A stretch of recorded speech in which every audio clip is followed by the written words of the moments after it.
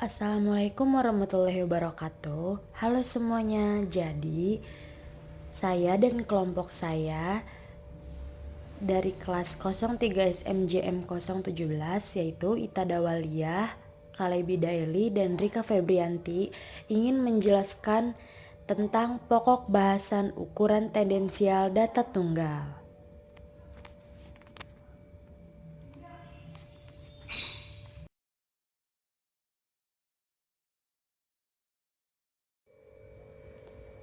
Ukuran pemusatan data tunggal itu apa sih? Ukuran pemusatan yaitu suatu sembarang ukuran yang menunjukkan pusat dari sekelompok data yang telah diurutkan dari nilai yang terkecil hingga terbesar atau sebaliknya.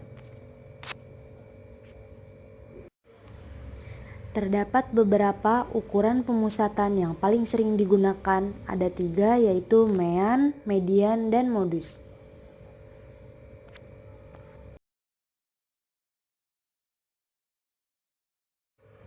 Nilai ukuran pemusatan data tunggal.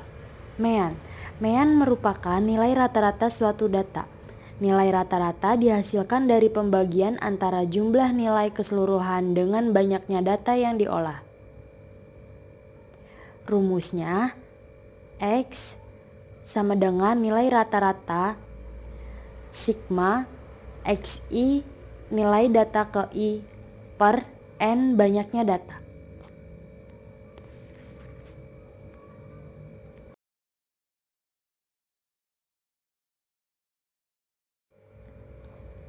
Contoh soal dan pembahasan.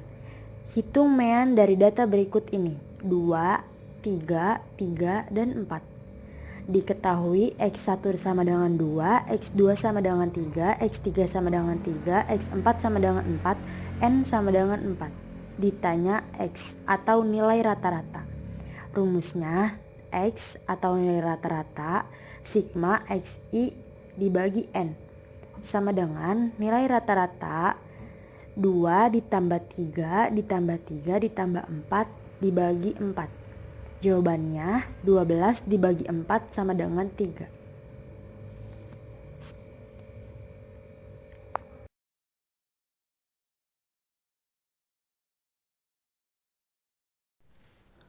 Median atau nilai tengah.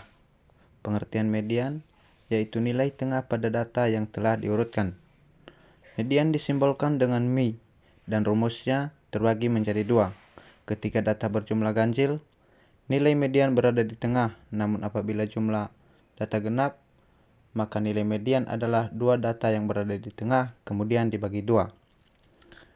Rumus median dibagi menjadi 2. Yang pertama, ketika data median berjumlah ganjil, menggunakan rumus X dalam kurung N tambah 1 per 2 tutup kurung.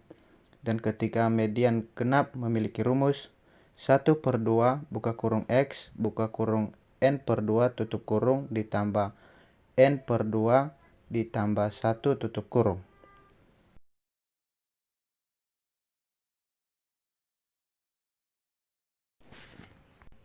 Contoh soal ganjil dan pembahasan.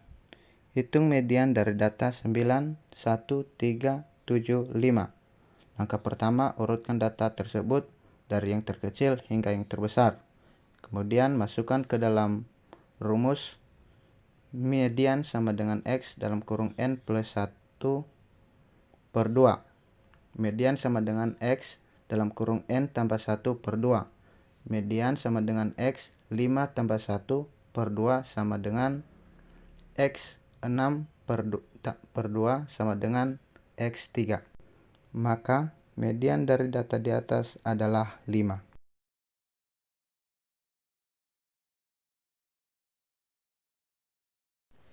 Contoh soal genap dan pembahasan. Hitung median dari data berikut.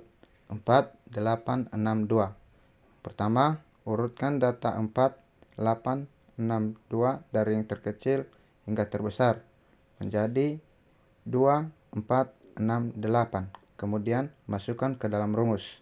Median sama dengan 1 per 2 buka kurung X buka kurung N per 2 tutup kurung tambah X buka kurung N per 2 tambah 1 tutup kurung. median 1/2 buka kurung X N/2 tambah X N/2 tambah 1 tutup kurung.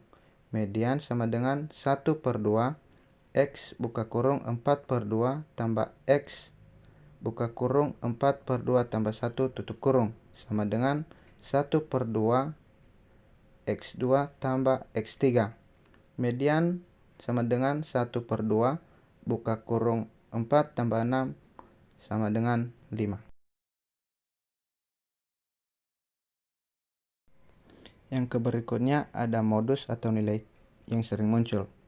Modus adalah nilai yang sering muncul dari suatu data, disimbolkan dengan MO. Jika dalam suatu kelompok data memiliki lebih dari satu nilai data yang sering muncul, maka sekumpulan data tersebut memiliki lebih dari satu modus. Sekelompok data yang memiliki dua modus disebut bimodal, sedangkan jika lebih dari dua modus disebut multimodal. Contoh soal dan pembahasan, carilah nilai modus dari data berikut: 2, 5, 5, 7, 7, 6. Langkah yang pertama, urutkan data 2, 5, 5, 7, 7, 6 menjadi 2, 5, 5, 6, 7, 7. Maka kita akan menemukan dua buah modus, yaitu 5 dan 7, karena muncul sebanyak 2 kali.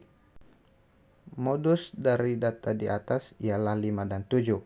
Hal ini disebut bimodal karena memiliki dua modus.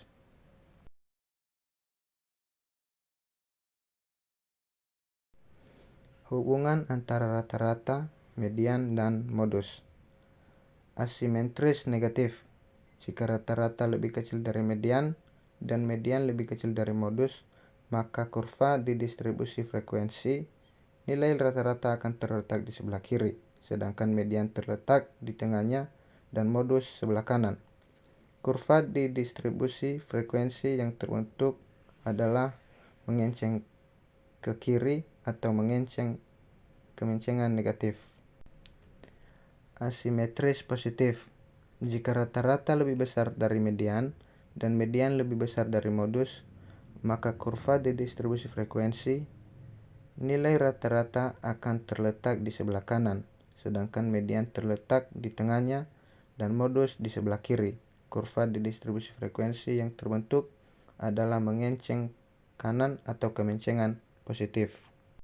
Yang ketiga ada simetris. Jika rata-rata, median, dan modus memiliki nilai yang sama, maka nilai rata-rata, median, dan modus akan terletak pada satu titik dalam kurva distribusi frekuensi.